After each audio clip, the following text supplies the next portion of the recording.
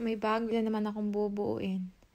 Medyo matagal ko na itong natapos kaso hindi ko siya nilagay sa pot, nakatambak lang. Hindi ko pa kasi nagawa ng dahon, kaya ngayon hindi na naman ako nakakatulog. Alas na dito, alas 12 na ata.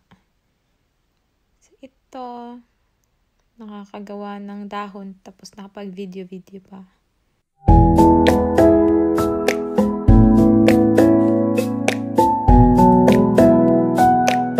And also, I tried to make a video pattern nito. Pero hindi ko talaga kayang mag-video ng pattern.